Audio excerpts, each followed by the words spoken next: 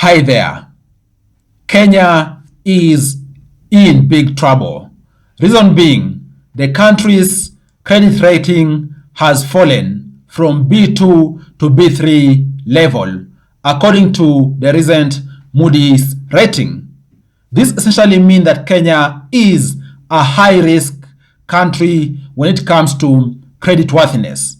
And actually, the B3 level is the lowest within that margin, the margin of high-risk creditworthiness. We blunder a bit and maybe get downgraded again to the next lower level. It's gonna mean that our credit rating is gonna be in the poor level, which as a country, we don't want to be there because already we have crazy debts, both foreign debts and also domestic debts.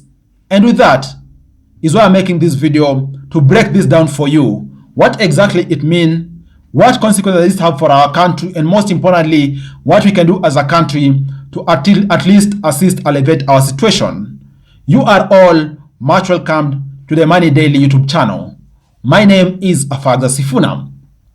Guys, I think, let me start by explaining to you what Moody's rating is essentially. This is a rating which is usually done periodically by the Moody Corporation, which is a trusted creditworthiness or credit ranking organization out there, which has been ranking governments, municipalities, and big corporations out there with regards to their creditworthiness for over 100 years. That's why their ranking report is usually trusted.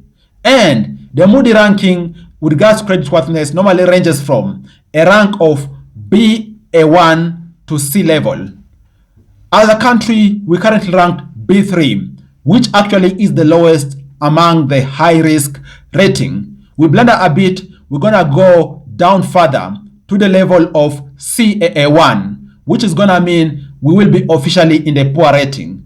And guys, this is a very big issue for our country. And I'm saying so because this is gonna have effects, very huge effects in the first place. And we've all seen how our country has been in the recent few months. Things have been quite a huge challenge with regards to financial flow in the country. And even so, we had a story about 2 months ago whereby the pay of civil servants were delayed quite for a few weeks, which was kind of a crazy scenario. And it is all these factors out there which have contributed to the dip in the rating of the country's creditworthiness. And specifically, this has dipped because of 3 reasons. The first reason is because of rising liquidity risk in the country. What I just talked about, and actually what we all witnessed, whereby the government didn't have money. So liquidity, which is anchored and spearheaded by government in the country, was quite a challenge. The second reason as to why this actually has become also an issue and actually related to downgrading of the country's credit rating is because of domestic funding continuing to dwindle over time. And I'm saying so because the government has actually struggled with domestic funding, which is quite a challenge, and actually that ties us to the third point, whereby, for example, at domestic funding, we're talking about government actually missing its targets with regards to raising domestic funds. And just to give you an example, in the past 1 year, we're talking about the period June to June, the government has actually fallen short by a huge margin with regards to its target to actually do domestic funding. And I'm saying so because the domestic borrowing in actual sense is at 406.6 billion Kenya shillings compared to a target of 886.5 billion for the period reaching June over the past 1 year period. And you might be wondering, why aren't yet in June? Maybe the government could borrow more. Actually, it was purposing to borrow a few weeks ago, but it had called that off because they couldn't get money from the local market. And that's why this has become a challenge. And even that also, coupled with other country plans, necessitated for call of expression of interest for the Eurobond. And that, guys, leads me to the next part. What is the effect of this rating? Of course, the effect of this rating, guys, is quite dire.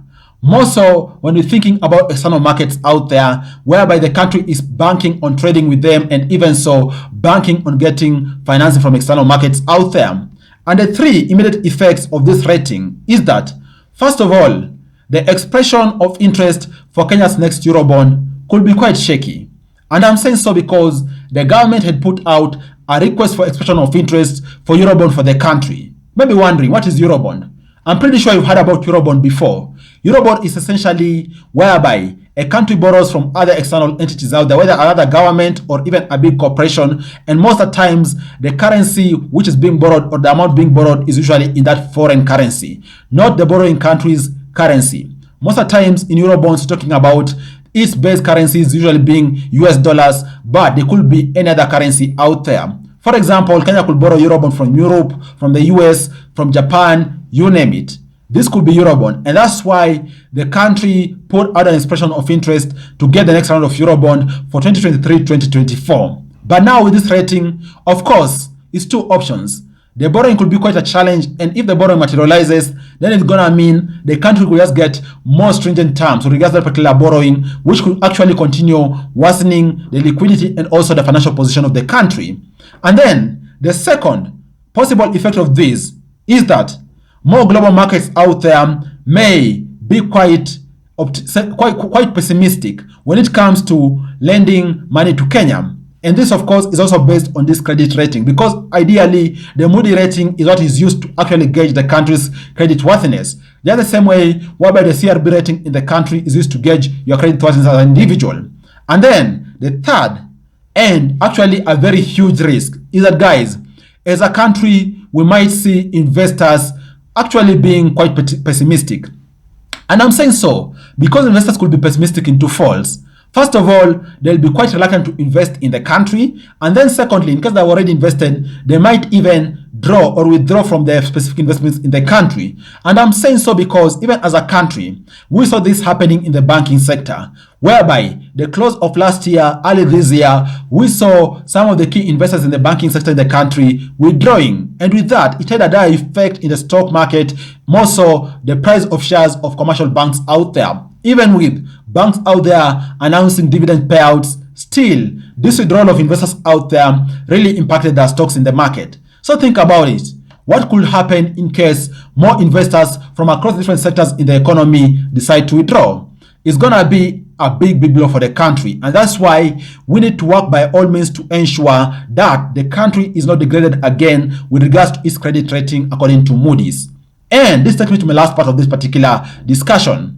What are we possibly able to do as a country to ensure we either maintain there or actually the best case scenario, we improve in the next round of ratings?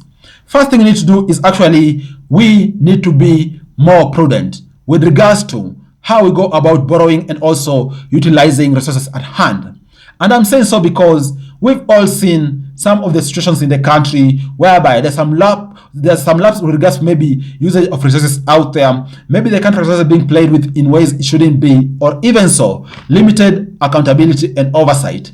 As a country, we need to be more prudent with regards to how we utilize resources, and actually those in authority and also those signatories out there need to be accountable for all the executions they do in respective offices. Through that, we're going to be able to ensure the resources coming into the country and also those kind of amassed internally are actually being utilized in the way they're supposed to be utilized for.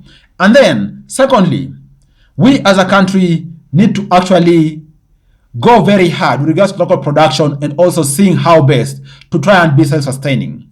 And I'm saying so because if we're borrowing out there to cater for our expenses, to cater for our salaries, to cater for how we even trigger production, it is already a very red flag for our country.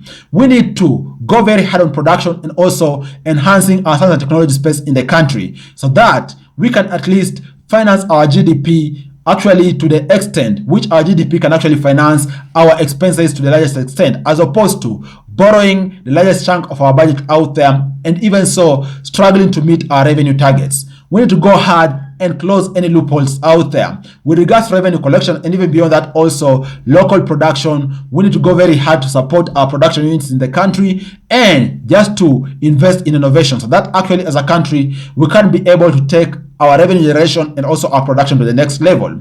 And then the third and other important thing is that also we need to fight corruption. Let's fight corruption so that actually we paint a positive picture.